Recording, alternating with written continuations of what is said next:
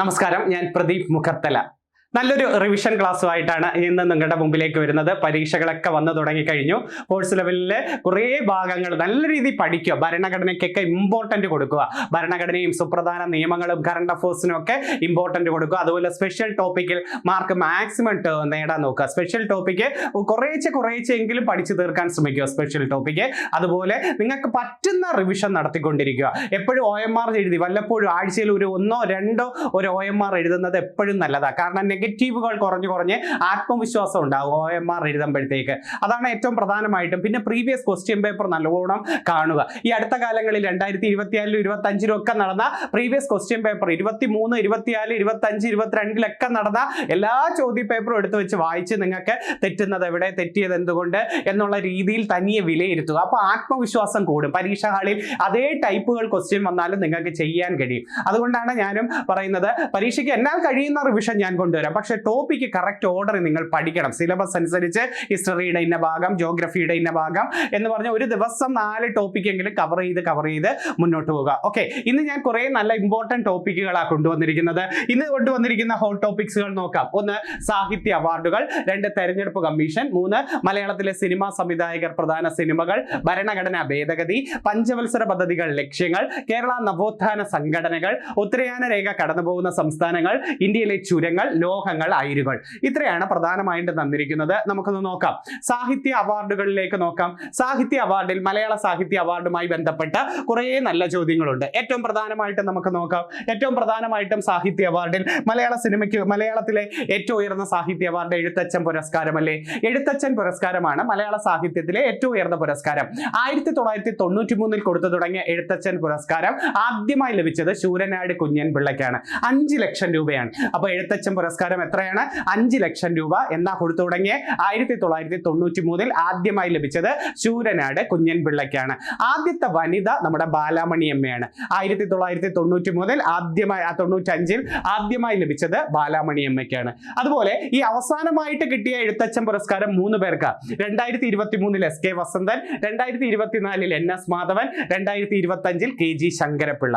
അവസാനമായിട്ട് എഴുത്തച്ഛൻ അവാർഡ് കിട്ടിയത് ആർക്കാണ്? KG ശങ്കരപ്പിള്ളയ്ക്കാണ് അവസാനമായിട്ട് എഴുത്തച്ഛൻ.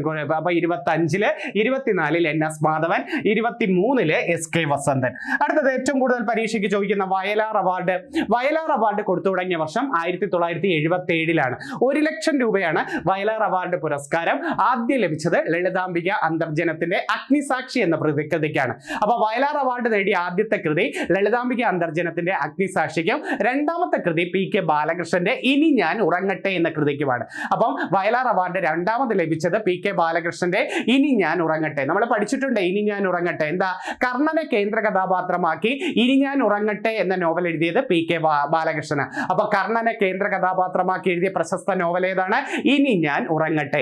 ഭീമനെ കേന്ദ്ര കഥാപാത്രമാക്കി എഴുതിയത് MTയുടെ രണ്ടാം ഊഴമാണ്. അവസാനമായി വയലാർ അവാർഡ് ലഭിച്ചത് നോക്കേ.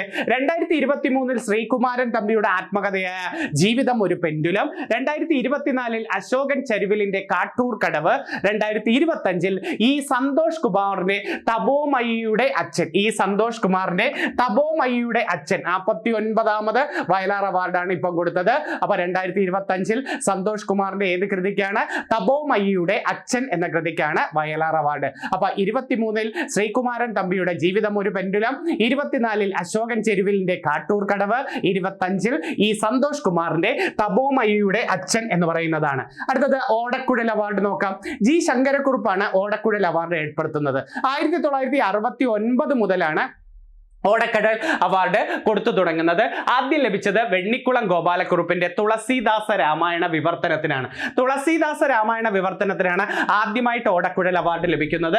അത് ഏർപ്പെടുത്തിയത് നമ്മുടെ G ശങ്കരക്കുറുപ്പ്. ഇത് നൽകുന്നത് ഗുരുവായൂരപ്പൻ ട്രസ്റ്റ് ആണ്. ഓടക്കുഴൽ അവാർഡ് നൽകുന്നത് ഗുരുവായൂരപ്പൻ ട്രസ്റ്റ് ആണ്. ഓടക്കുഴൽ അവാർഡ് ഈ അടുത്ത കാലത്ത് ലഭിച്ചത് 23 PN ഗോപികൃഷ്ണന്റെ കവിത മാംസഭോജിയാണ്. 24 K അരവിന്ദാക്ഷന്റെ ഗോപ. ഇപ്പൊ 25 കൊടുത്തു. EP രാജഗോപാലിന്റെ ഉൾക്കഥ എന്ന് പറയുന്ന കൃതിക്കാണ്. അപ്പൊ ഇ പി രാജഗോപാലിന്റെ ഉൾക്കഥ എന്ന കൃതിക്കാണ് എന്ത് കിട്ടിയത്? നമ്മുടെ സമീപകാല ഓടക്കുഴൽ അവാർഡ്. അപ്പൊ ഈ ഏറ്റവും അവസാനമായ ഓടക്കുഴൽ അവാർഡ് ഇ പി രാജഗോപാലിന്റെ ഏതായിരുന്നു? ഉൾക്കഥ എന്ന കൃതിക്കാണ്. 24 കെ അരവിന്ദാക്ഷന്റെ ഗോവ എന്നാ കൊടുത്തു തുടങ്ങിയത്. 61 30,000 രൂപയാണ് ഓടക്കുഴൽ പുരസ്കാര തുക എന്ന് പറയുന്നത്. അടുത്ത പത്മപ്രഭ പുരസ്കാരം 1996 ഇത് ഏർപ്പെടുത്തുന്നത്. 75,000 രൂപയാണ് പത്മപ്രഭ പുരസ്കാരത്തിന് ആദ്യം ലഭിച്ചത്. പുതൂർ ഉണ്ണികൃഷ്ണനാണ്. പത്മപ്രഭ പുരസ്കാരം ആദ്യമായി ലഭിച്ചത് പുതൂർ ഉണ്ണികൃഷ്ണനാണ്. സമീപകാല ജേതാക്കൾ 2023 സുഭാഷ് ചന്ദ്രനും 2024 റഫീഖ് അഹമ്മദിനും 2025 ആലങ്കോട് ലീലാകൃഷ്ണനുമാണ്. 2023 സുഭാഷ് ചന്ദ്രൻ, 2024 റഫീഖ് അഹമ്മദ്, 2025 ആലങ്കോട് ലീലാകൃഷ്ണനാണ്. പഠിച്ചു വെച്ചിരിക്കണേ. പത്മപ്രഭ പുരസ്കാരം ആദ്യമായി ലഭിച്ചതാർക്കാണ്? പുതൂർ ഉണ്ണികൃഷ്ണൻ. ചോദിക്കാൻ പറ്റിയ ഒരു ക്വസ്റ്റ്യൻ ആണ്. അടുത്തത് മാതൃഭൂമി സാഹിത്യ പുരസ്കാരം 2001 3 ലക്ഷം രൂപയാണ് മാതൃഭൂമി സാഹിത്യ പുരസ്കാരം. 3 ലക്ഷം രൂപ ആദ്യം ലഭിച്ചത് തിക്കൊടിയനാണ്. 2023 പോൾ സക്കറിയ, 2024 സാറാ ജോസഫ്, 2025 മേതിൽ രാധാകൃഷ്ണന്. അപ്പൊ മാതൃഭൂമി പുരസ്കാരം 2025 ലഭിച്ചതാർക്കാണ്? മേതിൽ രാധാകൃഷ്ണനാണ്. ഓക്കെ. ഹരിവരാസന പുരസ്കാരം ആവർത്തിക്കുന്ന ഒരു ക്വസ്റ്റ്യൻ ആണ്. ഹരിവരാസന പുരസ്കാരം ഏർപ്പെടുത്തിയത് 2012 കൂടിയാണ്. 1 ലക്ഷം രൂപയാണ് ഹരിവരാസന പുരസ്കാരം. ശബരിമലയിലെ മകരവിളക്ക് ദിവസമാണ് ഇത് കൊടുക്കുന്നത്. ആദ്യം ലഭിച്ചത് നമ്മുടെ KJ യേശുദാസിനാണ്. 2023 ശ്രീകുമാരൻ തമ്പിക്ക് കിട്ടി. 24 PK വീരമണിദാസന് കിട്ടി. 25 കൈതപ്പുറം ദാമോദരൻ നമ്പൂതിരി കിട്ടി. ഇപ്പം 26 കൊടുത്തു തിരുവിഴ ജയശങ്കർ. അപ്പൊ 26 ഹരിവരാസന പുരസ്കാരം ആർക്കാണ്? തിരുവിഴ ജയശങ്കർ. 25 കൈതപ്പുറം ദാമോദരൻ നമ്പൂതിരിക്കാണ്. 25 നല്ലൊരു പോയിന്റ് ആണ്. അടുത്തതും ചോദിച്ചു കണ്ടിട്ടുള്ള ഒരു അവാർഡാണ് കടമനിട്ട രാമകൃഷ്ണൻ പുരസ്കാരം. പ്രശസ്ത കവി കടമനിട്ട രാമകൃഷ്ണനായി സ്മരണയ്ക്കായി നൽകുന്നത് 2025 ലീലാവതിക്കാണ് കിട്ടിയത്. 26 ഏഴാഞ്ചേരി രാമചന്ദ്രനാണ്. അപ്പൊ 2025 ലഭിച്ചത് ലീലാവതിക്കും 2026 ലഭിച്ചത് ഏഴാഞ്ചേരി രാമചന്ദ്രനുമാണ് കടമനിട്ട പുരസ്കാരം. ജ്ഞാനപ്പാന പുരസ്കാരം അവസാനത്തെ ഒന്ന് പഠിച്ചു വെച്ചിരിക്കുക. 2024 രാധാകൃഷ്ണൻ കാക്കശ്ശേരി, 25 KP ശങ്കരൻ, 26 വൈക്കം രാമചന്ദ്രൻ.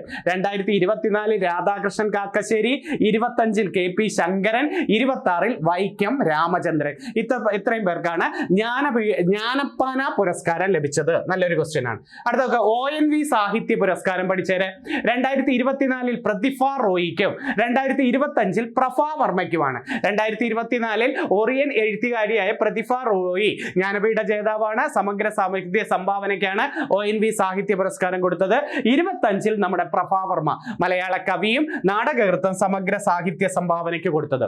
കേന്ദ്ര സാഹിത്യ അക്കാദമി അവാർഡ് കിട്ടിയ മലയാളികളെ നോക്കാം. N പ്രഭാകരൻ മായാ മനുഷ്യൻ നോവൽ. അപ്പൊ കേന്ദ്ര സാഹിത്യ അക്കാദമി മലയാള നോവലായിട്ട് തെരഞ്ഞെടുത്തത് N പ്രഭാകരന്റെ മായാ മനുഷ്യനായിരുന്നു. അതുപോലെ യുവ പുരസ്കാരം ലഭിച്ചത് അഖിൽ P ധർമ്മജന്റെ റാം കെയർ ഓഫ് ആനന്ദിനാണ്.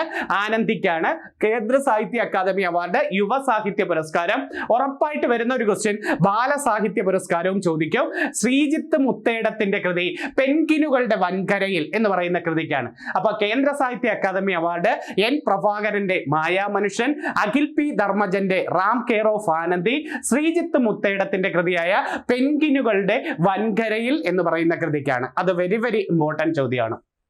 അപ്പം കേന്ദ്ര സാഹിത്യം പഠിച്ചേണേ. അടുത്തത് ജ്ഞാനപീഠ പുരസ്കാരം നമുക്ക് നോക്കാം. ജ്ഞാനപീഠ പുരസ്കാരം ഭാരതീയ സാഹിത്യത്തിലെ പരമോന്നത ബഹുമതിയാണ് ജ്ഞാനപീഠ പുരസ്കാരം. 1965 മുതലാണ് ഇത് കൊടുത്തു തുടങ്ങുന്നത്. 11 ലക്ഷം രൂപയാണ് ജ്ഞാനപീഠ പുരസ്കാരം. അപ്പം ജ്ഞാനപീഠ പുരസ്കാര തുക തെറ്റിപ്പോരുത്. 11 ലക്ഷം രൂപയാണ്. സ്ഥാപകൻ ശാന്തി പ്രസാദ് ജെയിനാണ്. ജ്ഞാനപീഠ പുരസ്കാരം ഏർപ്പെടുത്തിയത് ആരാണ്? ശാന്തി പ്രസാദ് ജെയിൻ. എത്ര ലക്ഷം രൂപയാണ്? 11 ലക്ഷം രൂപ എന്നുകൊണ്ടാ കൊടുത്തു തുടങ്ങിയ. 65 ജ്ഞാനപീഠ പുരസ്കാരം ലഭിച്ചത്. ആദ്യം ലഭിച്ചത് മലയാളിയായ G ശങ്കരക്കുറുപ്പിന്റെ ഓടക്കുഴൽ എന്ന് പറയുന്നത്. ആദ്യമൊക്കെ കൃതികൾക്കാണ് കൊടുത്തത്. അതുകൊണ്ട് G ശങ്കരക്കുറുപ്പിന്റെ ഓടക്കുഴൽ എന്ന കൃതിക്ക് ലഭിച്ചു. രണ്ടാമത് ലഭിച്ചത് താരാശങ്കർ ബാനർജി ഗണോപാധ്യായ എന്ന് പറയുന്ന താരാശങ്കർ ബാനർജിയുടെ ഗണദേവത എന്ന് പറയുന്ന കൃതിക്കാണ് കിട്ടിയത്.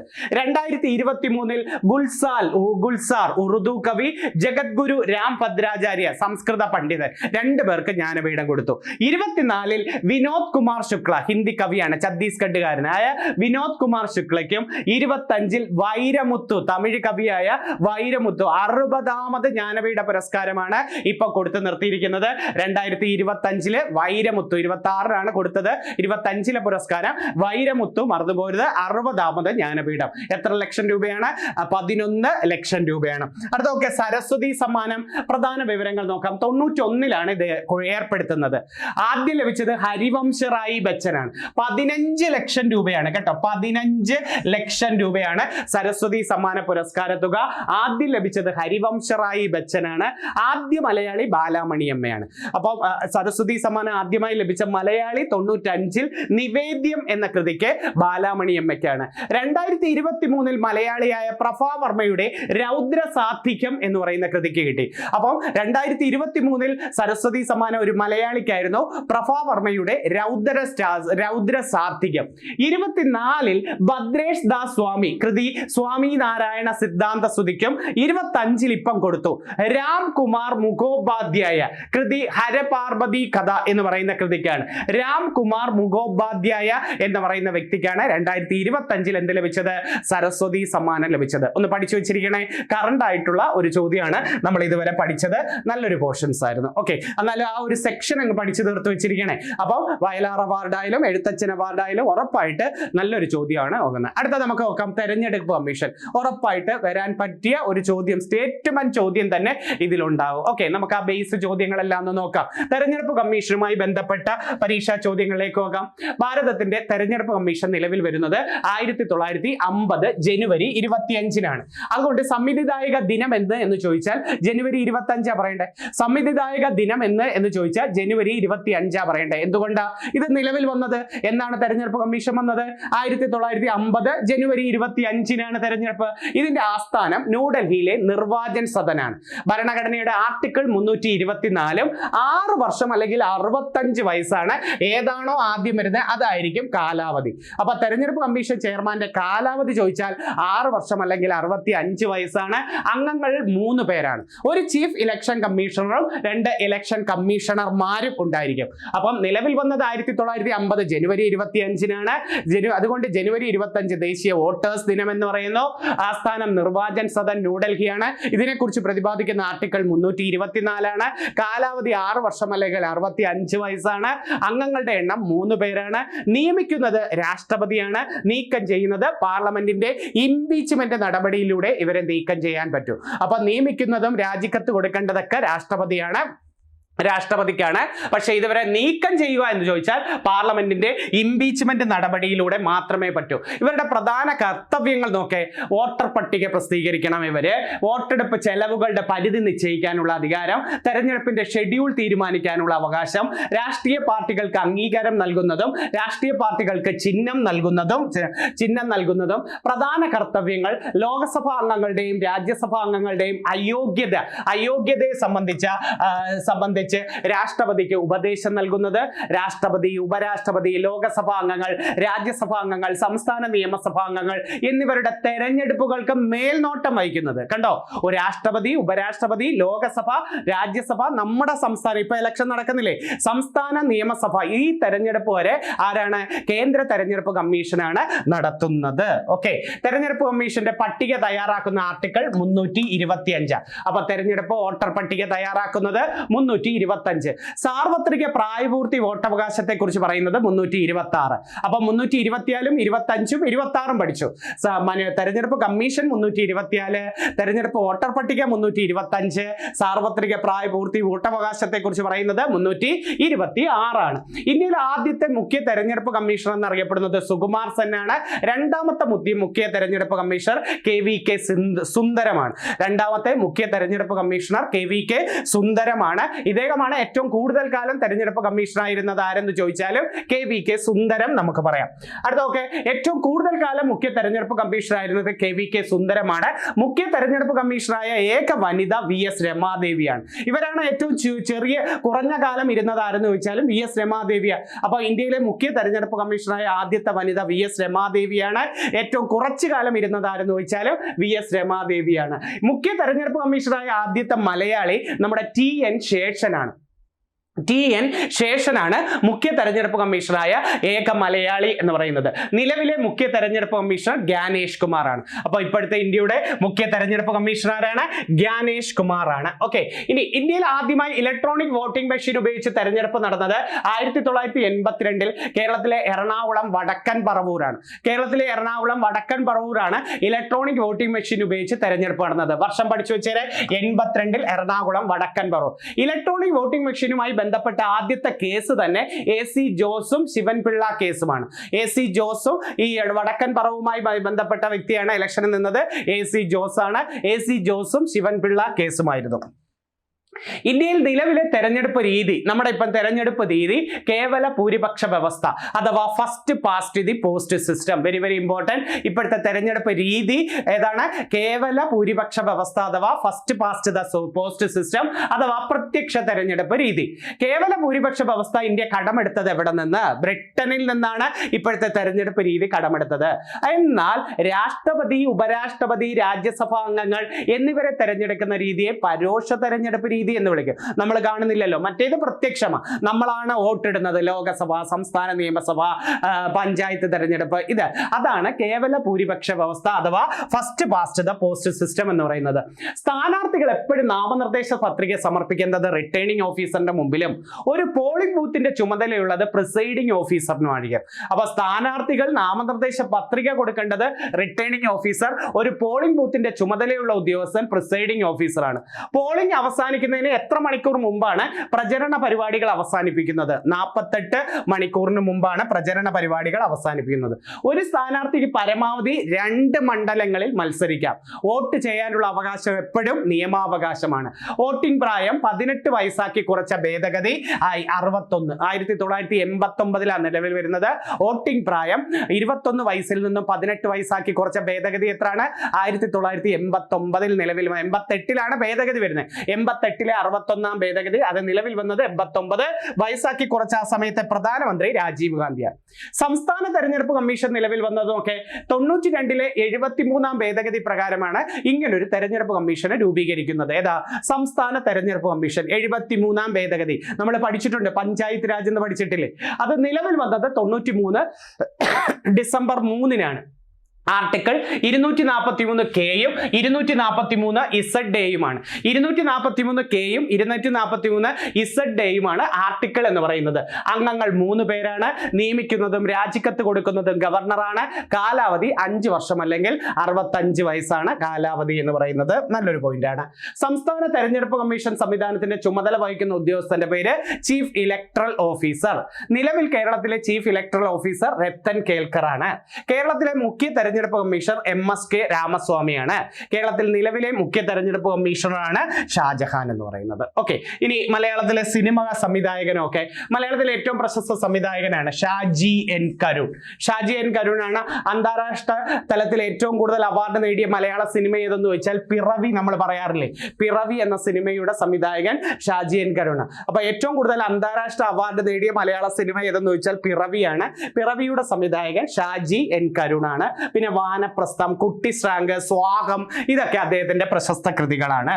അടൂർ ഗോപാലകൃഷ്ണന്റെയാണ് സ്വയംവരം, എലിപ്പത്തായം ആവർത്തിക്കുന്ന ക്വസ്റ്റ്യനാണ്.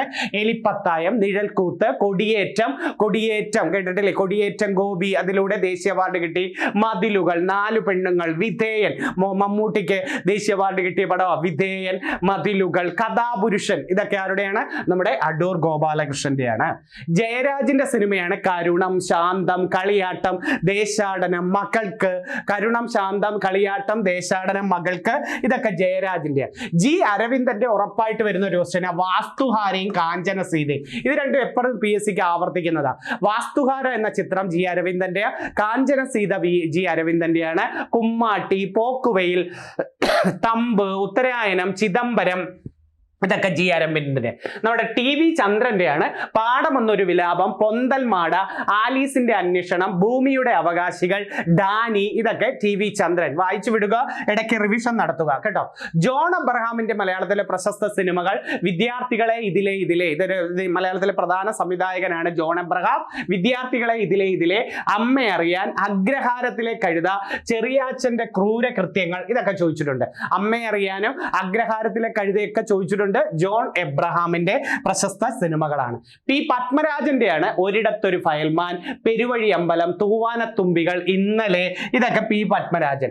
ഡോക്ടർ ബിജുവിന്റെയാണ് വീട്ടിലേക്കുള്ള വഴി, പേരറിയാത്തവർ, ആകാശത്തിന്റെ നിറം, ഇതൊക്കെ പി ബിജുവിന്റെയാണ്.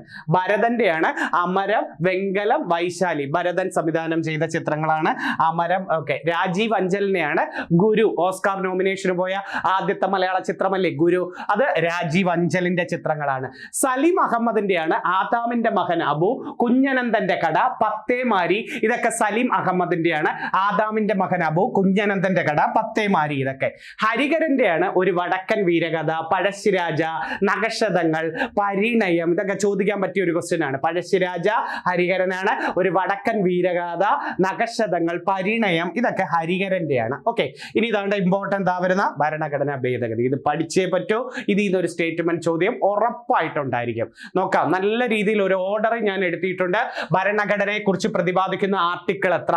368. ആർട്ടിക്കിൾ എത്രയാണ്? 368, ഭാഗം 20. അപ്പൊ ഭരണഘടനാ ഭേദഗതിയുടെ ആർട്ടിക്കിൾ 368 ഭാഗം 20 കടമെടുത്തത് ദക്ഷിണാഫ്രിക്കയിൽ നിന്നും. ഭരണഘടനാ ഭേദഗതി ഇന്ത്യ കടമെടുത്തത് ഏത് രാജ്യത്ത് നിന്ന്? ദക്ഷിണാഫ്രിക്കയിൽ നിന്നും. ഭരണഘടന ഭേദഗതി ചെയ്യാനുള്ള അധികാരം പാർലമെന്റിനാണ്. ഭരണഘടനയുടെ അടിസ്ഥാന ഘടനയിൽ ഭേദഗതി ചെയ്യാൻ പാടില്ല എന്ന് തന്നെ അത് പറയുകയും ചെയ്തു. ഭേദഗതി ചെയ്യാനുള്ള അധികാരം പാർലമെന്റിനാണ്. ഭരണഘടനയുടെ അടിസ്ഥാന ഘടനയിൽ ഏതൊരു മാറ്റവും വരുത്താൻ പാടില്ല എന്ന് സുപ്രീം കോടതി വിധിച്ചത് 73 കേശവാനന്ദ ഭാരതി കേസിലാണ്. ആമുഖം ഒരു തവണ മാത്രമേ ഭേദഗതി ചെയ്തിട്ടുള്ളൂ. 76 42 ഭേദഗതി. ആമുഖം ഭേദഗതി ചെയ്ത ഒരേ ഒരു തവണ 76 42 ഭേദഗതി. അതും ഒരു കേസുണ്ട്.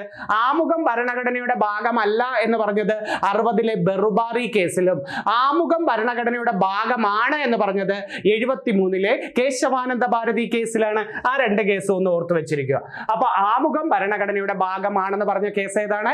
73 കേശവാനന്ദ ഭാരതി കേസാണ്. ഈ കേസിലൂടെയാണ് ഭരണഘടനയുടെ അടിസ്ഥാന ഘടനയിൽ യാതൊരു മാറ്റവും വരുത്താൻ പാടില്ല എന്ന് സുപ്രീം കോടതി വിധിച്ചത്. കാസർഗോഡ് എടനീർ മഠത്തിലെ അധിപതിയാണ് കേശവാനന്ദ ഭാരതി. ഇന്ത്യൻ ഭരണഘടന അനുശാസിക്കുന്ന 3 ഭേദഗതികൾ: 1 അയവുള്ള ഭേദഗതി, 2 ദൃഢമായ ഭേദഗതി, 3 അതിദൃഢമായ ഭേദഗതി. 9ാം ക്ലാസ് സ്കൂൾ ടെസ്റ്റിലും +1 ചാപ്റ്ററിലും ഉള്ള ഒരു പോയിന്റ് ആണ് ഇനി പറയാൻ പോകുന്നത്. ഇന്ത്യൻ ഭരണഘടനയിലെ 3 ഭേദഗതികൾ ഏതെല്ലാം?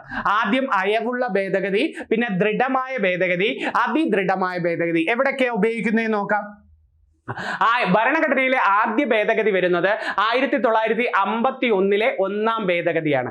1ാം ഭേദഗതിയാണ് ആദ്യത്തെ ഭേദഗതി. 51 അടിയന്തരാവസ്ഥ സമയത്ത് അഭിപ്രായ സ്വാതന്ത്ര്യത്തിന് നിയന്ത്രണം ഏർപ്പെടുത്തുക, ഭൂപരിഷ്കരണ നിയമം കൊണ്ടുവന്നു, 9ാം പട്ടിക കൂട്ടിച്ചേർത്തു. ഭൂപരിഷ്കരണം പ്രധാനമന്ത്രി ജവഹർലാൽ നെഹ്റു, പ്രസിഡന്റ് ഡോക്ടർ രാജേന്ദ്ര പ്രസാദുമാണ്. അടിയന്തരാവസ്ഥ സമയത്ത് അഭിപ്രായ സ്വാതന്ത്ര്യത്തിന് നിയന്ത്രണം ഏർപ്പെടുത്തിയ അതാണ് നമ്മുടെ 1ാം ഭേദഗതി. ഇതിലൂടെയാണ് ഭൂപരിഷ്കരണ നിയമം കൊണ്ടുവരുന്നത്. ഇനി പരീക്ഷയ്ക്ക് ആവർത്തിക്കുന്ന ഭേദഗതികൾ ഉറപ്പ് പഠിച്ചിട്ടേ കയറാവൂ. ഇത്രയും ഭേദഗതികളെങ്കിലും പഠിച്ചിട്ടേ. ആദ്യത്തെ ഏറ്റവും ഇമ്പോർട്ടന്റ് 76 42ാം ഭേദഗതി. മിനി കോൺസ്റ്റിറ്റ്യൂഷൻ എന്നാണ് ഇതിനെ അറിയപ്പെടുന്നത്. ചെറു ഭരണഘടന എന്നറിയപ്പെടുന്ന ഭേദഗതി ഏതാണ്? 76 42ാം ഭേദഗതി. സ്വരൺ സിംഗ് കമ്മിറ്റി പ്രകാരമാണ് ഇത് നിലവിൽ വരുന്നത്. അപ്പൊ 42ാം ഭേദഗതി വരുന്നത് സ്വരൺ സിംഗ് കമ്മിറ്റി പ്രകാരമാണ്. ആമുഖത്തിൽ മതേതരത്വം, സോഷ്യലിസ്റ്റ്, അഖണ്ഡത, സോഷ്യലിസ്റ്റ്, അഖണ്ഡത എന്നീ വാക്കുകൾ കൂട്ടിച്ചേർത്തു. പിന്നെ മൗലിക കർത്തവ്യങ്ങൾ കൊണ്ടുവന്ന ഭേദഗതി ഏതാ? 42ാം ഭേദഗതിയാണ്. ഇന്ന് കാണുന്ന 11 മൗലിക കർത്തവ്യങ്ങൾ എന്ന് പറയുന്ന രീതിയിൽ നമ്മൾ പഠിക്കുന്നില്ലേ? ആ മൗലിക കർത്തവ്യങ്ങൾ കൊണ്ടുവന്നത് 42ാം ഭേദഗതി. ഏതൊക്കെ പഠിച്ചു? 1 ആമുഖത്തിൽ മാറ്റം വരുത്തി, മൗലിക കർത്തവ്യങ്ങൾ കൊണ്ടുവന്നു. അഡ്മിനിസ്ട്രേറ്റീവ് ട്രൈബ്യൂണലിനെ രൂപീകരിച്ചതും 42ാം ഭേദഗതിയാണ്. അപ്പൊ അഡ്മിനിസ്ട്രേറ്റീവ് ട്രൈബ്യൂണലിനെ രൂപീകരിച്ചതും 42ാം ഭേദഗതി. സ്റ്റേറ്റ് ലിസ്റ്റിലെ 5 വിഷയങ്ങളായ വിദ്യാഭ്യാസം, വനം, സ്റ്റേറ്റ് ലിസ്റ്റിലെ 5 വിഷയങ്ങളായ വിദ്യാഭ്യാസം, വനം, അളവ് തൂക്കം, നീതിന്യായ ഭരണം, വന്യമൃഗങ്ങളുടെയും പക്ഷികളുടെയും സംരക്ഷണം, ഇതെല്ലാം കൺകറന്റ് ലിസ്റ്റിലേക്ക് മാറ്റിയതും 42ാം ഭേദഗതിയാണ്. സ്റ്റേറ്റ് ലിസ്റ്റിലെ 5 വിഷയങ്ങളായ വിദ്യാഭ്യാസം, വനം, അളവ് തൂക്കം, നീതിന്യായ ഭരണം, വന്യമൃഗങ്ങളുടെയും പക്ഷികളുടെയും സംരക്ഷണം ഇത് കടന്നത് കൺകറന്റ് ലിസ്റ്റിലേക്ക് മാറ്റിയതും ഏത് പ്രകാരമാണ്? നമ്മുടെ 42-ാം ഭേദഗതി പ്രകാരം. നിർദ്ദേശക തത്വങ്ങളിൽ പരിസ്ഥിതി സംരക്ഷണം കൊണ്ടുവന്നു. പരിസ്ഥിതി സംരക്ഷണം 48A അല്ലേ, ഇത് കൊണ്ടുവന്നതും 42-ാം ഭേദഗതി. ഇന്ദിരാഗാന്ധിയാണ് പ്രധാനമന്ത്രി, പ്രസിഡന്റ് ഫക്രുദ്ദീൻ അലി അഹമ്മദ്. അപ്പം മിനി കോൺസ്റ്റിറ്റ്യൂഷൻ എന്നറിയപ്പെടുന്ന ഭേദഗതി ഏതാ? 42-ാം ഭേദഗതി. 1976-ലെ 42-ാം ഭരണഘടനാ ഭേദഗതി പ്രകാരമാണ് എന്തൊക്കെ വന്നത്? ആമുഖത്തിൽ മാറ്റം വരുത്തി, മൗലിക കർത്തവ്യങ്ങൾ കൊണ്ടുവന്നു, നിർദ്ദേശക തത്വത്തിൽ പരിസ്ഥിതി സംരക്ഷണം, തുല്യനീതിയൊക്കെ കൊണ്ടുവന്നു, സ്റ്റേറ്റ് ലിസ്റ്റിലെ 5 വിഷയങ്ങൾ കൺകറന്റ് ലിസ്റ്റിലേക്ക് മാറ്റി. പിന്നെ എന്തായിരുന്നു? പിന്നെയാണ് അഡ്മിനിസ്ട്രേറ്റീവ് ട്രൈബ്യൂണലുകൾ രൂപീകരിച്ചു. ഇതൊക്കെ ഏതാണ്? അപ്പൊ 42-ാം ഭേദഗതി. പ്രധാനമന്ത്രി ഇന്ദിരാഗാന്ധിയും പ്രസിഡന്റ് ഫക്രുദ്ദീൻ അലി അഹമ്മദ്. അടുത്ത 78-ലെ 44-ാം ഭേദഗതി ഇമ്പോർട്ടന്റ്. 31-ാമത്തെ അനുച്ഛേദമായ സ്വത്തവകാശം മൗലികാവകാശങ്ങളുടെ പട്ടികയിൽ നിന്നും നീക്കം ചെയ്ത ഭേദഗതി ഏതാ? 44. ഇപ്പോൾ ഏതിലാ കിടക്കുന്നത്? 300A സ്വത്തവകാശം കിടക്കുന്നത്. സ്വത്തവകാശം മുമ്പ് ഭരണഘടനയുടെ 3-ാം ഭാഗത്തായിരുന്നു. 3-ാം ഭാഗം എന്ന് പറഞ്ഞാൽ മൗലികാവകാശം. ഇപ്പൊ അതൊരു നിയമാവകാശമായി കിടക്കുകയാണ്. ഭാഗം 12-ലാണ്. അപ്പൊ സ്വത്തവകാശം ഇപ്പം ഭാഗം 12-ല് നിയമാവകാശമായി കിടക്കുക. 300A സ്വത്തവകാശം ഇപ്പൊ കിടക്കുന്നത്. ലോകസഭയുടെയും സംസ്ഥാന നിയമസഭയുടെയും കാലാവധി നേരത്തെ 6 വർഷമായിരുന്നു. 5 വർഷം നമ്മളിപ്പം കാണുന്ന കണക്ക് 5 വർഷമായി കുറച്ചതും 44-ാം ഭേദഗതിയാണ്. ക്യാബിനറ്റ് എന്ന പദം കൊണ്ടുവന്നത് 44-ലാണ്. അടിയന്തരാവസ്ഥ സമയത്ത് ആർട്ടിക്കിൾ 20, 21 റദ്ദ് ചെയ്യാൻ കഴിയില്ല എന്ന് പറഞ്ഞത്. 20 എന്താ? 20 എന്ന് പറഞ്ഞാൽ കുറ്റങ്ങളെ കുറിച്ച് പറയുന്നത്. 21 എന്താ? 21 എന്ന് പറഞ്ഞാൽ ജീവനും വ്യക്തി സ്വാതന്ത്ര്യം. ഇത് റദ്ദ് ചെയ്യാൻ കഴിയില്ല എന്ന വ്യവസ്ഥ കൊണ്ടുവന്നു. പ്രധാനമന്ത്രി മൊറാർജി ദേശായി, പ്രസിഡന്റ് നീലം സഞ്ജീവ് റെഡ്ഡി. അപ്പൊ സ്വത്തവകാശം മൗലികാവകാശങ്ങളുടെ പട്ടികയിൽ നിന്ന് മാറ്റിയ പ്രധാനമന്ത്രി ആരാ? മൊറാർജി ദേശായി. പ്രസിഡന്റ് ആരാ? നീലം സഞ്ജീവ് റെഡ്ഡിയുടെ കാലഘട്ടത്തിലായിരുന്നു. 1985-ലെ 52-ാം ഭേദഗതി പഠിക്കെ കൂറുമാറ്റ നിരോധന നിയമം. കൂറുമാറ്റ നിരോധന നിയമത്തിന്റെ ആർട്ടിക്കിൾ 52-ാം ഭേദഗതി. ആർട്ടിക്കിൾ ഇപ്പൊ 102 നിലവിൽ വരുമ്പോൾ പ്രധാനമന്ത്രി രാജീവ് ഗാന്ധി. അപ്പൊ കൂറുമാറ്റ നിരോധന നിയമം നടപ്പിലാക്കിയ പ്രധാനമന്ത്രി ചോദിച്ചാൽ രാജീവ് ഗാന്ധി. 1985-ലെ 52-ാം ഭേദഗതിയാണ്. 85-ലെ 52-ാം ഭേദഗതി ഏതാ? കൂറുമാറ്റ നിരോധന നിയമം. നമ്മുടെ ഇന്ത്യയിൽ ആദ്യമായി മിസോറാമിലെ ലാൽഡ് ഹോമയാണ് പുറത്താവുന്നത്. കേരളത്തിൽ നമ്മുടെ കൊട്ടാരക്കരയിലെ ബാലകൃഷ്ണപിള്ളയാണ് കേരളത്തിൽ നിന്ന് കൂറുമാറ്റ നിരോധന നിയമത്തിലൂടെ പുറത്താകുന്നത്. ഇനി ഇതാ ഇമ്പോർട്ടന്റ് 88-ലെ 61-ാം ഭേദഗതി പഠിച്ചിട്ടുണ്ട്. വോട്ടിംഗ് പ്രായം 21 വയസ്സിൽ നിന്നും 18 വയസ്സാക്കി കുറച്ച ഭേദഗതി 61-ാം ഭേദഗതി. നിലവിൽ വന്നത് 89-ലാണ്. രാജീവ് ഗാന്ധിയാണ് അത് കൊണ്ടുവരുന്നത്. സാർവത്രിക പ്രായപൂർത്തി വോട്ടവകാശത്തെ കുറിച്ച് പ്രതിപാദിക്കുന്ന ആർട്ടിക്കിൾ 326. ഇനി 91-ലെ 69-ാം ഭേദഗതിയിലാണ് നമ്മുടെ ഡൽഹി ഇന്ത്യയുടെ ദേശീയ തലസ്ഥാന പ്രദേശമാവുന്നത്. അതുവരെ കേന്ദ്രഭരണ പ്രദേശമായിട്ടിരിക്കുകയായിരുന്നു ഡൽഹി. 91-ലെ 69-ാം ഭേദഗതി പ്രകാരം ഡൽഹിക്ക് ദേശീയ തലസ്ഥാന പ്രദേശം എന്ന പ്രത്യേക പദവി ലഭിച്ചു. 92-ലെ 73-ൽ പഞ്ചായത്ത് രാജ് കൊണ്ടുവന്നു. പഞ്ചായത്ത് രാജ് 11-ാം പട്ടികയിലാണ്, ഭാഗം 9-ലാണ്. പഞ്ചായത്ത് രാജ് വന്ന ഭേദഗതി ചോദിച്ചാൽ 73, പട്ടിക 11, ഭാഗം 9. പഞ്ചായത്ത് രാജ് ഇന്ത്യയിൽ നിലവിൽ വന്ന ഡേറ്റ് കണ്ടോ? 1993 ഏപ്രിൽ 24-ലാണ് എന്ത് വരുന്നത്? പഞ്ചായത്ത് രാജ്. അതുകൊണ്ട് ഏപ്രിൽ 24 എന്ത് ദിനം? പഞ്ചായത്ത് രാജ് ദിനം ഏപ്രിൽ 24. പ്രധാനമന്ത്രി PV നരസിംഹറാവു, പ്രസിഡന്റ് ശങ്കർ ദയാൽ ശർമ്മയാണ്. 92-ലെ 74-ാം ഭേദഗതി നഗരപാലിക. 73 പഞ്ചായത്ത് രാജ്, 74 നഗരപാലിക ഉൾപ്പെടുത്തിയത് പട്ടിക 12-ൽ ഭാഗം 9A-ലാണ്. നിലവിൽ വന്നത് 93 ജൂൺ 1-നാണ് നഗരപാലിക നിയമം വരുന്നത്. പ്രധാനമന്ത്രി PV നരസിംഹറാവു, പ്രസിഡന്റ് ശങ്കർ ദയാൽ ശർമ്മ. 2002-ലെ 86-ാം ഭേദഗതിയിലാണ് വിദ്യാഭ്യാസം മൗലികാവകാശമാക്കിയത് അല്ലെ. അപ്പൊ വിദ്യാഭ്യാസം മൗലികാവകാശമാക്കിയത് അല്ലെങ്കിൽ പ്രാഥമിക വിദ്യാഭ്യാസത്തെ കുറിച്ചുള്ള ഭേദഗതി ഏതാ? 2002-ലെ 86-ാം ഭേദഗതി. ഇതിലൂടെയാണ് മൗലികാവകാശത്തിൽ ആർട്ടിക്കിൾ 21A കൂട്ടിച്ചേർത്തു. മൗലികാവകാശത്തിൽ കൂട്ടിച്ചേർത്തു. മൗലിക കടമയിൽ ആർട്ടിക്കിൾ 51A തെറ്റിപ്പോരുത്, AK കൂട്ടിച്ചേർത്തു. എന്താ AK? അതായത് 51A എന്ന് പറഞ്ഞാൽ എന്താ? മൗലിക കർത്തവ്യം. അതിൽ K എന്താ? 6 വയസ്സിനും 14 വയസ്സിനും ഇടയിലുള്ള കുട്ടികളുടെ വിദ്യാഭ്യാസം ചെയ്യിക്കേണ്ടത് രക്ഷിതാവിന്റെ കടമയാണെന്ന് കൊണ്ടുവന്നത് 51AK ആണ്. നിർദ്ദേശക തത്വത്തിൽ ആർട്ടിക്കിൾ 45-ലും ഭേദഗതി കൊണ്ടുവന്നു. അതായത് 6 വയസ്സിൽ താഴെയുള്ള കുട്ടികളുടെ വിദ്യാഭ്യാസം ഇല്ലേ, അത് കൊണ്ടുവന്നതും ഇതിലൂടെയായിരുന്നു. അപ്പം 86-ാം ഭേദഗതിയിൽ 3 അടുത്ത് മാറ്റം. മൗലിക അവകാശത്തിൽ 21A കൊണ്ടുവന്നു, മൗലിക കടമയിൽ 51AK കൊണ്ടുവന്നു, നിർദ്ദേശക തത്വത്തിൽ 45-ാമത്തെ ഭേദഗതി മാറ്റം വരുത്തി. അടുത്തൊക്കെ 2002-ലെ 86-ാം ഭേദഗതിയിൽ വിദ്യാഭ്യാസ അവകാശ നിയമം വന്നത് 2009 ആഗസ്റ്റ് 4-നും വിദ്യാഭ്യാസ അവകാശ നിയമം നിലവിൽ വന്നത് 2010 ഏപ്രിൽ 1. ഡേറ്റ് പഠിച്ചു വെക്കണം. വിദ്യാഭ്യാസ അവകാശ നിയമം വന്നത് 2010 ഏപ്രിൽ 1-നാണ്. പ്രധാനമന്ത്രി AV Vajpayee, president APJ Abdul കലാമാണ്. 2003-ലെ 91-ാം ഭേദഗതി എന്താന്ന് നോക്കെ, ലോകസഭയിലെയും സംസ്ഥാന നിയമസഭയിലെ ആകെ അംഗങ്ങളുടെ 15% മന്ത്രിമാർ കവിയാൻ പാടില്ല, അല്ലെങ്കിൽ 12 എണ്ണത്തിൽ കുറയാനോ പാടില്ല എന്ന വ്യവസ്ഥ കൊണ്ടുവന്നത്. ലോകസഭയിലും സംസ്ഥാന നിയമസഭയിലെ ആകെ അംഗങ്ങളുടെ 15% മന്ത്രിമാർ വരാവൂ, അല്ലെങ്കിൽ 12 എണ്ണത്തിൽ താഴാൻ പാടില്ല. Very very important. 91-ാം ഭേദഗതിയാണ് APJ Abdul കലാമിന്റെ കാലത്ത്. 2003-ലെ 92-ാം ഭേദഗതിയിലാണ് അവസാനമായി 3 ഭാഷകൾ കൂട്ടിച്ചേർത്തില്ലേ? ഏതാ? ബോഡോ, ഡോഗ്രി, മൈഥിലി, സാന്താളി. അവസാനമായി ഇന്ത്യയിൽ ഔദ്യോഗിക ഭാഷകളായി 4 ഭാഷകൾ വന്നു ഭരണഘടനയിൽ. ബോഡോ, ഡോഗ്രി, മൈഥിലി, സാന്താളി. അങ്ങനെ ഭരണഘടനയുടെ ഔദ്യോഗിക ഭാഷകളുടെ എണ്ണം എത്രയായി? 22ആയി. കൊണ്ടുവന്ന ഭേദഗതി 92-ാം ഭേദഗതിയാണ്. അവസാനമായി വന്ന ഭാഷകൾ പഠിച്ചു വെച്ചേരെ. ഇപ്പോഴത്തെ കഴിഞ്ഞ എനിക്ക് തോന്നുന്നു ദേവസ്വം ബോർഡ് LD ക്ലർക്കിന് പരീക്ഷയ്ക്ക് ഇത് ചോദിച്ചു. അവസാനമായി ചേർത്തത് ബോഡോ, ഡോഗ്രി, മൈഥിലി, സാന്താളി എന്നിവയാണ്. അടുത്തൊക്കെ 101-ാം ഭേദഗതി. 2016-ലെ 101-ാം ഭേദഗതി GST നടപ്പിലാക്കി. എന്നാൽ GST വന്നത് 2017 ജൂലൈ 1-നാണ് GST വരുന്നത്. ഭേദഗതി 101-ആണ്. Article 246A-ലാണ് GST. പ്രധാനമന്ത്രി നരേന്ദ്രമോദിയും പ്രസിഡന്റ് പ്രണവ് മുഖർജിയും. 2019-ലെ 109-ാം ഭേദഗതിയിലാണ് മുന്നോക്ക വിഭാഗങ്ങളിലെ സാമ്പത്തികമായി പിന്നോക്കം നിൽക്കുന്നവർക്ക് സർക്കാർ ജോലിയിൽ വിദ്യാഭ്യാസത്തിന് 10% സംവരണം അനുവദിച്ചത് 109-ാം ഭേദഗതി പ്രകാരമാണ്. 2010-ലെ 104-ാം ഭേദഗതിയിലാണ് 102-ാം ഭേദഗതി 109 അല്ല 102-ാം ഭേദഗതി. മുന്നോക്ക വിഭാഗങ്ങളിൽ സാമ്പത്തികമായി പിന്നോക്കം നിൽക്കുന്നവർക്ക് സർക്കാർ ജോലിയിൽ വിദ്യാഭ്യാസത്തിന് 10% സംവരണം അനുവദിച്ചതാണ് അതെന്ന് പറയുന്നത്. അടുത്തത് 104-ാം ഭേദഗതിയാണ്.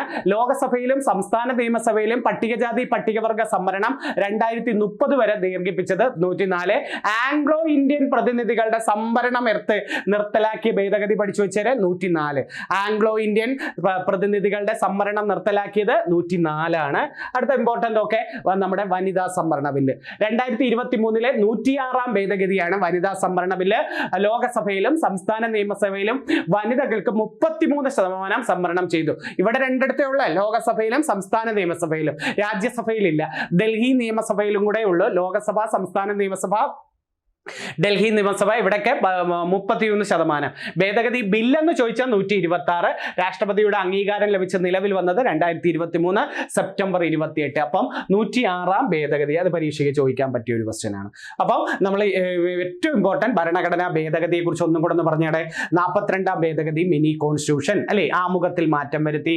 അഡ്മിനിസ്ട്രേറ്റീവ് ട്രൈബ്യൂണലിനെ രൂപീകരിച്ചു. സ്റ്റേറ്റ് ലിസ്റ്റിലെ 5 വിഷയങ്ങൾ കൺകറന്റ് ലിസ്റ്റിൽ കൊണ്ടുവന്നു. പരിസ്ഥിതി സംരക്ഷണം ഏർപ്പെടുത്തി. തുല്യ നീതി ഏർപ്പെടുത്തി. മൗലിക കർത്തവ്യങ്ങൾ കൊണ്ടുവന്നു. സ്വരൺ സിംഗ് കമ്മിറ്റി പ്രകാരമാണ് വന്നത്. 44 സ്വത്തവകാശം. 1978-ലെ 44-ൽ സ്വത്തവകാശം കൊണ്ടുവന്നു. പിന്നെ 1985-ലെ 52-ാം ഭേദഗതി കൂറുമാറ്റ നിരോധന നിയമം. അപ്പൊ കൂറുമാറ്റ നിരോധന നിയമം 52. 61 ഏതായിരുന്നു? വോട്ടിംഗ് പ്രായം 18 വയസ്സാക്കി കുറച്ചത് 61. 61-ാം ഭേദഗതി ഏതാ? 61 വോട്ടിംഗ് പ്രായം 18 വയസ്സാക്കി കുറച്ചു. 69 ഏതാ? ഇന്ത്യയുടെ തലസ്ഥാനമായിട്ട് ഡൽഹിയെ പ്രഖ്യാപിച്ചു. ദേശീയ തലസ്ഥാന പ്രദേശമായിട്ട് 69. 73 പഞ്ചായത്ത് രാജും 74 നഗരപാലിക ബില്ലും 74 നമ്മൾ പറഞ്ഞു. പിന്നെ 86 പ്രാഥമിക വിദ്യാഭ്യാസത്തെ കുറിച്ച് നമ്മൾ പറഞ്ഞത്. 86 നമ്മൾ പഠിച്ചു. പിന്നെ 101-ആണ് GST. 104-ആണ് ആംഗ്ലോ ഇന്ത്യൻ പ്രതിനിധികളുടെ സംവരണം റദ്ദ് ചെയ്യുന്നത്. 106-ആണ് വനിതാ സംവരണ ബില്ല്. ഇതെല്ലാം ഒന്നും കൂടെ ഒന്ന് പഠിച്ചു വെച്ചിരുന്നേ. ഇനി പഞ്ചവത്സര പദ്ധതികൾ ലക്ഷ്യങ്ങൾ മാത്രം ഒന്ന് നോക്കിയേ. ഒരു ഓർഡറിൽ എഴുതിയിട്ടുണ്ട്. ഇത് ചിലപ്പം ചോദിക്കാം. പഞ്ചവത്സര പദ്ധതിയിൽ 1 എന്നാ പഞ്ചവത്സര പദ്ധതി പദ്ധതി ആരംഭിച്ചത്? 1951 ഏപ്രിൽ 1. എവിടെ നിന്നാണ് കടമെടുത്തത്? റഷ്യയിൽ നിന്നും. പഞ്ചവത്സര പദ്ധതികൾ ഇന്ത്യ കടമെടുത്തത് റഷ്യയിൽ നിന്നാണ്. റഷ്യയുടെ നേതാവായ ജോസഫ് സ്റ്റാലിൻ നടപ്പിലാക്കിയ ആ മാതൃകയിലാണ് ഇന്ത്യയിൽ പഞ്ചവത്സര പദ്ധതികൾ തയ്യാറാക്കിയത്. ഇന്ത്യൻ പഞ്ചവത്സര പദ്ധതിയുടെ പിതാവ് ജവഹർലാൽ നെഹ്റു. 1951 ഏപ്രിൽ 1 പഞ്ചവത്സര പദ്ധതികൾ ആരംഭിച്ചത്. ഒന്നാം പഞ്ചവത്സര പദ്ധതി എന്ന് പറഞ്ഞാൽ 51-56 കാർഷിക മേഖലയുടെ സമഗ്ര വികസനം അല്ലെങ്കിൽ കൃഷിയും ജലസേചനവുമായിരുന്നു പ്രധാന ലക്ഷ്യങ്ങൾ. 2.1% പ്രതീക്ഷിതം, 3.6% ലഭിച്ചു. രണ്ടാം പഞ്ചവത്സര പദ്ധതി 56-61 വ്യാവസായിക വികസനമായിരുന്നു. 4.5% പ്രതീക്ഷിത വളർച്ച കൈവരിച്ചത് 4.27. കാലഘട്ടം പഠിക്കണേ. 56-61. അടുത്ത ഓക്കെ. അടുത്ത ഏതെന്ന് ചോദിച്ചാൽ മൂന്നാം പഞ്ചവത്സര പദ്ധതി 61-66 ഭക്ഷ്യ സ്വയം പര്യാപ്തത, സമ്പദ്ഘടനയുടെ സ്വയം പര്യാപ്തത. 5.6 പ്രതീക്ഷിച്ചു, കൈവരിച്ചത് 2.8%. നാലാം പഞ്ചവത്സര പദ്ധതി 69-74 സ്ഥിരതയോടുകൂടിയ വളർച്ച, സ്വാശ്രയത്വമായിരുന്നു. 5.7%, 3.3% കിട്ടിയത്. പദ്ധതി അഞ്ചാം കാലഘട്ടം 74-79 ദാരിദ്ര്യ നിർമ്മാർജ്ജനമാണ്. 4.4% കൈവരിച്ചു, 4.8. ആറാം പദ്ധതി 80-85 ആയിരുന്നു. കാർഷിക മേഖലയിലെ അടിസ്ഥാന സൗകര്യങ്ങൾ മെച്ചപ്പെടുത്തലാണ്. 5.2%, 5.7% ലഭിച്ചു. പദ്ധതിയിൽ ഏഴാം പദ്ധതി 85-90 ആധുനികവൽക്കരണം, തൊഴിൽ അവസരങ്ങളുടെ വർധനവ്. 5% കൈവരിച്ചത് 6%. എട്ടാം പദ്ധതി 92-97 മാനവശേഷി വികസനം. 5.6%, 6.8% കിട്ടി. ഒമ്പതാം പഞ്ചവത്സര പദ്ധതി 97-2002 ഗ്രാമീണ വികസനം, വികേന്ദ്രീകൃത ആസൂത്രണമാണ് ലക്ഷ്യം. ഇതൊക്കെ ചോദിക്കുന്നതാണ്. ഒമ്പതാം പഞ്ചവത്സര പദ്ധതി 97-2002 6.5%, 5.4%. പത്താം പഞ്ചവത്സര പദ്ധതി 2002-2007 മൂലധന നിക്ഷേപം വർദ്ധിപ്പിക്കുക. 8% 7.6% കിട്ടി. 11ാം പഞ്ചവത്സര പദ്ധതി 2007-2012 മുഴുവൻ ജനവിഭാഗങ്ങളുടെ സമഗ്ര വികസനമാണ്. 9% പ്രതീക്ഷിത വളർച്ചാ നിരക്ക്, 8% ലഭിച്ചു. 12ാം പഞ്ചവത്സര പദ്ധതി 2012-17 സുസ്ഥിര വികസനമാണ്. 8% പ്രതീക്ഷിത, 9% ലഭിച്ചു. ഇത്രയാണ്. അപ്പൊ 12ാം പഞ്ചവത്സര പദ്ധതിയുടെ കാലയളവ് സുസ്ഥിര വികസനം. ഞാനൊന്ന് റിവിഷൻ നടത്തട്ടെ. പഞ്ചവത്സര പദ്ധതികൾ ആരംഭിച്ചതെന്നാണ് 51. ഒന്നാം പഞ്ചവത്സര പദ്ധതിയുടെ മോഡൽ ഹരോൾഡ് ഡോമർ മോഡൽ എന്നാണ്. ഹരോൾഡ് ഡോമർ മാതൃക ഒന്നാം പഞ്ചവത്സര പദ്ധതി. രണ്ടാം പഞ്ചവത്സര പദ്ധതി PC മഹലനോബിസ് മോഡൽ എന്നാണ്. വ്യവസായം, സോഷ്യലിസത്തിൽ അധിഷ്ഠിതമായത്.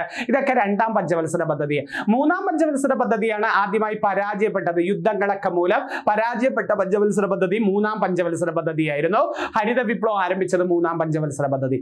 നാലാം പഞ്ചവത്സര പദ്ധതി മനുഷ്യ വിഭവങ്ങളുടെ വികസനവുമായി ബന്ധപ്പെട്ടത് 4. 5ലാണ് ദാരിദ്ര്യ നിർമ്മാർജ്ജനം കൊണ്ടുവന്നത്. ദാരിദ്ര്യ നിർമ്മാർജ്ജനം, ഗരീബി കടാവോ, ഇന്ദിരാഗാന്ധി 14 പരിപാടികൾ കൊണ്ടുവന്നത്, ജോലിക്ക് കൂലി ഭക്ഷണം പദ്ധതി കൊണ്ടുവന്നത്, ICDS പദ്ധതി കൊണ്ടുവന്നതൊക്കെ ഇന്ദിരാഗാന്ധി 5ാം പഞ്ചവത്സര പദ്ധതി ദാരിദ്ര്യ നിർമ്മാർജ്ജനം കൊണ്ടുവരുന്നു. ദാരിദ്ര്യ നിർമ്മാർജ്ജന പദ്ധതികൾ RLEGP, NREGP ഇതൊക്കെ 6ാം പഞ്ചവത്സര പദ്ധതിയിലാണ്. 7ാം പഞ്ചവത്സര പദ്ധതിയിൽ വാർത്താവിനിമയ രംഗത്തെ പുരോഗതി. രാജീവ് ഗാന്ധി വാർത്താവിനിമയ രംഗത്ത് പുരോഗതി കൊണ്ടുവന്നു. അദ്ദേഹത്തെ സഹായിച്ച ഒരു ഉപദേഷ്ടാവാണ് സാം പിത്രോഡ എന്ന് പറയുന്നത്. 8ാം പഞ്ചവത്സര പദ്ധതിയിലാണ് ഇന്ത്യ ലോക വ്യാപാര സംഘടനയിൽ അംഗമാവുന്നത്. 1995 ജനുവരി 1 ഇന്ത്യ ലോക വ്യാപാര സംഘടനയിൽ അംഗമാകുന്നത്. ലോക വ്യാപാര സംഘടന നിലവിൽ വന്നതും 95 ജനുവരി 1. ലോക വ്യാപാര സംഘടനയുടെ ആസ്ഥാനം ജനീവയാണ്. 9ാം പഞ്ചവത്സര പദ്ധതിയാണ് സ്വാതന്ത്ര്യത്തിന്റെ 50ാം വാർഷികത്തിൽ തുടങ്ങിയത്. 1997 കാലഘട്ടത്തിലാണ് സ്വാതന്ത്ര്യത്തിന്റെ 50ാം വാർഷികത്തിൽ തുടങ്ങി. ജനകീയ പദ്ധതി എന്ന് വിളിക്കുന്നു. സ്ത്രീ ശാക്തീകരണം, കുടുംബശ്രീ കൊണ്ടുവന്നു. ഗ്രാമവികസനം, വികേന്ദ്രീകൃത ആസൂത്രണം. അപ്പൊ കുടുംബശ്രീ, ഗ്രാമവികസനം, വികേന്ദ്രീകൃത ആസൂത്രണം, സ്ത്രീ ശാക്തീകരണം, ഇത് ജനകീയ പദ്ധതി എന്നൊക്കെ പറയുന്നത് 9ാം പഞ്ചവത്സര പദ്ധതി. കേരള വികസന പദ്ധതി എന്നറിയപ്പെടുന്നത് 10ാം പഞ്ചവത്സര പദ്ധതിയാണ്. തൊഴിലുറപ്പ് പദ്ധതി ഒക്കെ വരുന്നത് 10ലാണ്. കേരള മോഡൽ വികസന പദ്ധതി 10ാം പഞ്ചവത്സര പദ്ധതി. മുഴുവൻ ജനവിഭാഗങ്ങളുടെ സമഗ്ര വികസനമാണ് 11ാം പഞ്ചവത്സര പദ്ധതി. ഇന്ത്യയുടെ വിദ്യാഭ്യാസ പദ്ധതി എന്നറിയപ്പെടുന്നതും 11ാം പഞ്ചവത്സര പദ്ധതിയാണ്. ഡോക്ടർ മൻമോഹൻ സിംഗ് അങ്ങനെ വിളിച്ചത്. പിന്നെ സുസ്ഥിര വികസനമാണ് 12ാം പഞ്ചവത്സര പദ്ധതിയുടെ ലക്ഷ്യം. സുസ്ഥിര വികസനം. കാലഘട്ടം പഠിച്ചേരെ. 12-17 12ാം പഞ്ചവത്സര പദ്ധതി. ഇനി കേരളത്തിലെ നവോത്ഥാന സംഘടനകൾ നോക്കാം. ആദ്യം വരുന്നത് കേരള നവോത്ഥാനത്തിന്റെ വഴികാട്ടി എന്ന് വിളിക്കുന്ന വൈകുണ്ഠസ്വാമിയുടെ പ്രസ്ഥാനമായ സമത്വ സമാജം 1836. അപ്പം സമത്വ സമാജം ആരാ സ്ഥാപിച്ചത്? സ്ഥാപിച്ചത് വൈകുണ്ഠ സ്വാമികൾ 1836. SNDP ആരാ? ശ്രീനാരായണ ഗുരു 1903 മെയ് 15-നാണ്. അപ്പൊ SNDPയുടെ ആജീവനാന്ത പ്രസിഡന്റും ശ്രീനാരായണ ഗുരുവാണ്. ശ്രീനാരായണ ഗുരു പ്രസിഡന്റും സെക്രട്ടറി കുമാരനാശാനുമാണ്. ആദ്യത്തെ ഉപാധ്യക്ഷൻ ഡോക്ടർ പൽപ്പു. SNDP വന്നത് 1903 വാവൂട്ടി യോഗം എന്ന് പറഞ്ഞാണ് ആദ്യമായിട്ട് വരുന്നത്. SNDPയുടെ ആസ്ഥാനം കൊല്ലം ജില്ലയാണ് കേട്ടോ. SNDPയുടെ ആസ്ഥാനം കൊല്ലത്താണ്. 3-ലാണ് SNDP വരുന്നത്. അടുത്ത ഓക്കെ, സാധുജന പരിപാലന സംഘവും അരേ സമാജവും ഒരേ വർഷം. സാധുജന പരിപാലന സംഘം അയ്യങ്കാളി 1907, അരേ സമാജം 1907. പണ്ഡിറ്റ് കറുപ്പനാണ്. പണ്ഡിറ്റ് കറുപ്പനാണ് എറണാകുളം ചേരാനല്ലൂരല്ലി പണ്ഡിറ്റ് കറുപ്പൻ കൊണ്ടുവരുന്നത്. പണ്ഡിറ്റ് കറുപ്പന്റെ ആസ്ഥാനം ജനിച്ചതും അവിടെയാണ്. അയ്യങ്കാളി തിരുവനന്തപുരം വെങ്ങാനൂര്. അപ്പൊ സാധുജന പരിപാലന സംഘം 1907, അരേ സമാജം 7. യോഗക്ഷേമ സഭ 1908 VT ഭട്ടത്തിരിപ്പാടും ദേശമംഗലം ശങ്കരൻ നമ്പൂതിരിപ്പാടാണ് അതിന്റെ ആദ്യത്തെ പ്രസിഡന്റ് എന്ന് പറയുന്നത്. VT ഭട്ടത്തിരിപ്പാട് സ്ഥാപകനായിട്ട് അറിയപ്പെടുന്നു, കൊച്ചുകുട്ടിയാണ് ആ സമയത്ത്. ദേശമംഗലം ശങ്കരൻ നമ്പൂതിരിപ്പാടാണ് ഇതിന്റെ ആദ്യത്തെ പ്രസിഡന്റ്. എന്നാൽ യോഗക്ഷേമ സഭ 1908-ലാണ്. പ്രത്യക്ഷ രക്ഷാ ദൈവസഭ 1909 പൊയ്കയിൽ യോഹന്നാൻ അഥവാ കുമാര ഗുരുദേവൻ. കല്യാണദായിനി സഭ 12 പണ്ഡിറ്റ് കറുപ്പൻ കൊടുങ്ങല്ലൂർ സ്ഥാപിച്ചു. കൊച്ചി പുലയ മഹാസഭ 13 പണ്ഡിറ്റ് കറുപ്പൻ സ്ഥാപിച്ചു. NSS വരുന്നത് 14 നമ്മുടെ മന്നത്ത് പത്മനാഭൻ ചങ്ങനാശ്ശേരിയിലെ പെരുന്നയിലാണ് NSS സ്ഥാപിക്കുന്നത്. അരേ വംശ പരിപാലന യോഗം 16 വേലുക്കുട്ടി അരയനാണ് സ്ഥാപിക്കുന്നത്. സഹോദര സംഘം, മിശ്രഭോജനം, വിദ്യാപോഷിണി സഭ ഇത് 17 സഹോദരൻ അയ്യപ്പൻ കൊണ്ടുവരുന്നു. അപ്പൊ സഹോദരൻ അയ്യപ്പൻ 3 പ്രസ്ഥാനങ്ങൾ കൊണ്ടുവന്നു. സഹോദര സംഘം, മിശ്രഭോജനം, വിദ്യാപോഷണി 17-ലാണ്. വാഗ്ഭടാനന്ദന്റെ ആത്മവിദ്യാസംഘം 17-ലാണ് വരുന്നത്. വാഗ്ഭടാനന്ദന്റെ ആത്മവിദ്യാസംഘം. അപ്പൊ 17-ലാണ് ആത്മവിദ്യാസംഘം എന്ന് പറയുന്നത്. ആനന്ദ മഹാസഭ 18 ബ്രഹ്മാനന്ദ ശിവയോഗി. ഇസ്ലാം ധർമ്മ പരിപാലന സംഘം 18 വക്കം മൗലവി. തിരുവിതാംകൂർ ചേര മഹാസഭ 21 പാമ്പാടി ജോൺ ജോസഫ്. ആത്മബോധോദയ സംഘം 32 ശുഭാനന്ദ ഗുരുദേവനാണ്. ജാതി നാശിനി സഭ 33 ആനന്ദ Theerthan. Desasevika Sangham 38 Akkamma Cheriyan. Kerala Pulaya Mahasabha 70 PK Chathan master. Great Ezhava association 1896 doctor Palpu ആണ്. കാതുമുറി പ്രസ്ഥാനം ആര്യാപ്പള്ളം. CMI സഭ കുര്യാക്കോസ് ഏലിയാസ് ചാവറ. ഈഴവ സമാജം TK മാധവൻ. നായർ സമാജം മന്നത്ത് പത്മനാഭൻ. കേരള നായർ സമാജം എന്ന് ചോദിച്ചാൽ C കൃഷ്ണപിള്ളയാണ് നമ്മൾ പറയേണ്ടത്. അപ്പം നമുക്ക് നവോത്ഥാന സംഘടനകൾ ഇമ്പോർട്ടൻ്റ് ഒന്നും കൂടെ പറയട്ടെ. ഏറ്റവും പ്രധാനമായിട്ട് പഠിക്കേണ്ടത് സമത്വ സമാജം 1836 വൈകുണ്ഠ സ്വാമികൾ. SNDP 1903 ശ്രീനാരായണ ഗുരു. സാധുജന പരിപാലന സംഘം 1907 അയ്യങ്കാളി. അരേ സമാജം 1907 പണ്ഡിറ്റ് കറുപ്പനാണ്. 1908-ലാണ് VT ഭട്ടത്തിരിപ്പാട് യോഗക്ഷേമ സഭ സ്ഥാപിക്കുന്നത്. 1909-ലാണ് പ്രത്യക്ഷ രക്ഷാ ദൈവസഭ കൊണ്ടുവരുന്നത് പൊയ്കയിൽ യോഹന്നാൻ. 1912 കല്യാണദായിനി സഭ കൊണ്ടുവരുന്നത് നമ്മുടെ പണ്ഡിറ്റ് കറുപ്പനാണ്. 1914-ലാണ് NSF സ്ഥാപിച്ചിരുന്നത് മന്നത്ത് പത്മനാഭൻ. 1917 സഹോദരൻ അയ്യപ്പൻ 3 പ്രസ്ഥാനം കൊണ്ടുവന്നു. സഹോദര സംഘം, മിശ്രഭോജനം, വിദ്യാപോഷിണി സഭ. അതേ 1917 തന്നെയാണ് ആത്മവിദ്യാസംഘം വാഗ്ഭടാനന്ദൻ കൊണ്ടുവരുന്നത്. 18-ലാണ് ആനന്ദ മഹാസഭ ബ്രഹ്മാനന്ദ ശിവയോഗി കൊണ്ടുവരുന്നത്. ഇസ്ലാം ധർമ്മ പരിപാലന സംഘം കൊണ്ടുവരുന്നത് വക്കം മൗലവിയാണ്. അതുപോലെ ജാതി നാശിനി സഭ സ്ഥാപിച്ചത് ആനന്ദ തീർത്ഥനാണ്. ജാതി നാശിനി സഭ സ്ഥാപിച്ചത് ആനന്ദ തീർത്ഥനാണ്. ബാക്കിയെല്ലാം ഒന്ന് വായിച്ചു വിടുക, പരീക്ഷയ്ക്ക് ചോദിക്കാൻ പറ്റിയത്. ഉത്തരയാന രേഖ കടന്നു പോകുന്ന സംസ്ഥാനങ്ങൾ നോക്കെ. 8 സംസ്ഥാനങ്ങളിലൂടെ ഉത്തരയാന രേഖ കടന്നു പോകുന്നു. ഗുജറാത്ത്, രാജസ്ഥാൻ, മധ്യപ്രദേശ്, ഛത്തീസ്ഗഡ്, ജാർഖണ്ഡ്, പശ്ചിമ ബംഗാൾ, ത്രിപുര, മിസോറാം. ചിലരൊക്കെ ഇതൊരു കോഡ് ഉണ്ടാക്കും. നിങ്ങളുടെ രീതിക്ക് കോഡ് ഉണ്ടാക്കി പഠിച്ചേ പറ്റൂ. ഗുജറാത്തും രാജസ്ഥാനും, മധ്യപ്രദേശും ഛത്തീസ്ഗഡും, ജാർഖണ്ഡും, പശ്ചിമ ബംഗാൾ, പിന്നെ ത്രിപുര, മിസോറാം പഠിച്ചു വെച്ചിരിക്കണേ. കോഡ് ഉണ്ടാക്കി അത് പഠിച്ചു വെക്കുക. ഇന്ത്യയിലൂടെ കടന്നു പോകുന്ന ഉത്തരയാന രേഖ 23.5 ഡിഗ്രി വടക്കാണ്. ചുരങ്ങൾ നോക്കിയ പരീക്ഷയുടെ സ്കൂൾ ടെസ്റ്റിൽ ഉള്ളതാണ്. ഷിപ്കില ചുരം ആദ്യം സ്റ്റേറ്റും പഠിക്കണം, ബന്ധിപ്പിക്കുന്നതും പഠിക്കണം. ചിലപ്പോൾ ഷിപ്കില ചുരം ഏത് സ്റ്റേറ്റ് എന്നൊക്കെ ചോദിക്കാം. ഷിപ്കില ചുരം ഹിമാചൽ പ്രദേശിനെ ടിബറ്റുമായി ബന്ധിപ്പിക്കുന്നു. ഹിമാചൽ പ്രദേശിനെ ടിബറ്റുമായി ബന്ധിപ്പിക്കുന്നത് ഷിപ്കില ചുരം. ലിപ്പ് ലേക്ക് ചുരം ഉത്തരാഖണ്ഡിലാണ്. ഉത്തരാഖണ്ഡിനെ ടിബറ്റുമായി ബന്ധിപ്പിക്കുന്നത് ലിപ്പ് ലേക്ക് ചുരം. ബോണ്ടില ചുരം അരുണാചൽ പ്രദേശിലാണ്. അരുണാചൽ പ്രദേശിലെ ടിബറ്റിലെ ലാസയുമായി ബന്ധിപ്പിക്കുന്നതാണ് അരുണാചൽ പ്രദേശ്. അപ്പൊ 3 ടിബറ്റുമായി ബന്ധപ്പെട്ട ഏതൊക്കെയാ? ഷിപ്കില ചുരം ഹിമാചൽ പ്രദേശ് ടിബറ്റ്, ലിപ്പ് ലേക്ക് രുചി ചുരം ഉത്തരാഖണ്ഡ് ടിബറ്റ്, ബോണ്ടില ചുരം അരുണാചൽ പ്രദേശ് ടിബറ്റിലെ ലാസ. ഇനി ബനിഹാൾ ചുരം ജമ്മു കാശ്മീരിലാണ്. ജമ്മുവിനെ കാശ്മീരുമായി ബന്ധിപ്പിക്കുന്നതാണ് ബനിഹാൾ ചുരം. ജമ്മുവിനെ കാശ്മീരുമായി അല്ലെങ്കിൽ ശ്രീനഗറുമായി ബന്ധിപ്പിക്കുന്ന ചുരമാണ്. അടുത്ത സോജില ചുരം ജമ്മു കാശ്മീർ ശ്രീനഗർ കാർഗിലാണ്. ജമ്മു കാശ്മീരിലാണ്. ശ്രീനഗർ കാർഗിൽ ബന്ധിപ്പിക്കുന്നതാണ് സോജില ചുരം. നാഥുല ചുരം സിക്കിമിനെ ടിബറ്റുമായി ബന്ധിപ്പിക്കുന്നു. സിൽക്ക് പാത എന്നറിയപ്പെടുന്ന ചുരം നാഥുല ചുരമാണ്.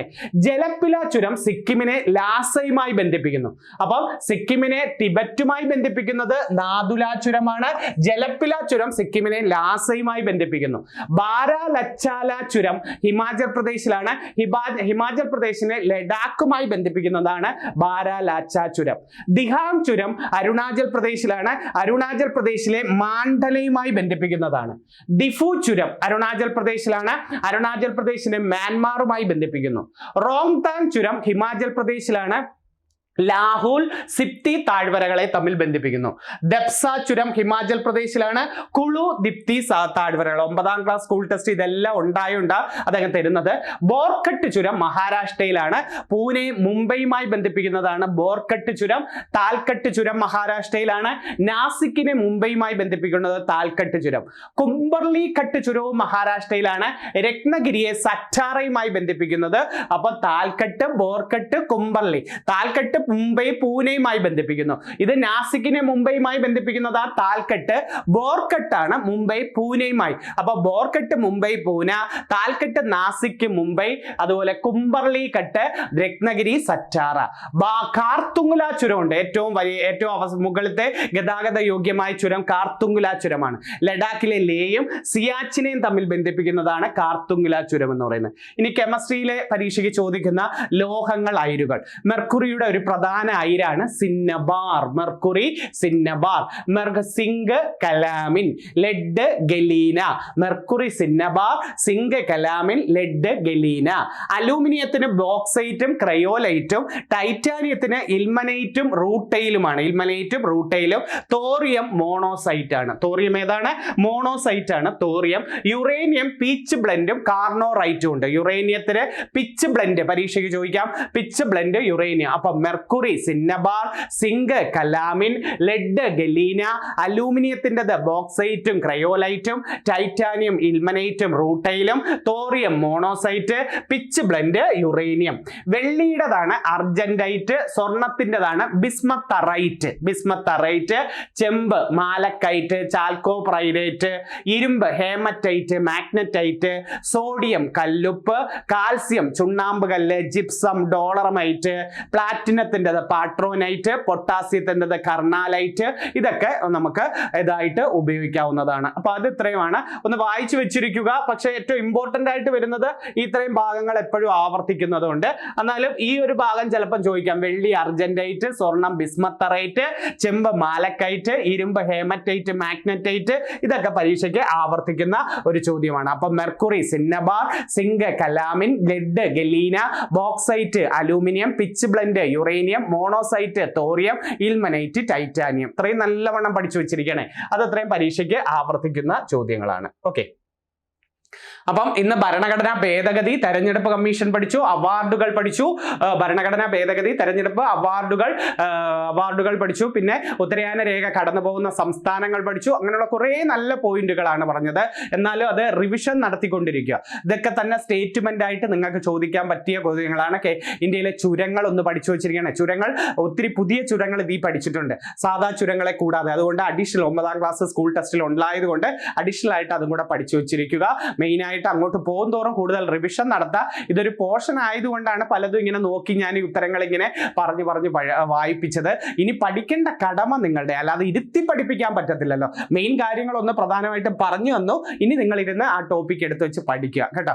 ഒത്തിരി നല്ല കാര്യങ്ങളുമായിട്ട് വീണ്ടും തന്നെ ഉടൻ തന്നെ വരാം. നല്ലൊരു റിവിഷൻ സെക്ഷനുമായിട്ട് എത്രയും പെട്ടെന്ന് ജോലി കിട്ടട്ടെ, ഈ വരുന്ന പരീക്ഷകളിൽ നല്ല റാങ്ക് കിട്ടട്ടെ എന്ന് പ്രാർത്ഥിക്കുന്നു. കുറെ പേര് സേഫ് ആവും, അത് ഉറപ്പാണ്. അടുത്ത പരീക്ഷയ്ക്ക് ബാക്കിയുള്ളവരാ. ഈ പരീക്ഷയിൽ നിങ്ങളാണ് എന്ന രീതിക്ക് കട്ടക്കങ്ങ് പഠിച്ചോ. എല്ലാവിധ ആശംസകളും. നല്ലൊരു റിവിഷൻ ക്ലാസ്സുമായിട്ട് വീണ്ടും കാണാം. നന്ദി, നമസ്കാരം.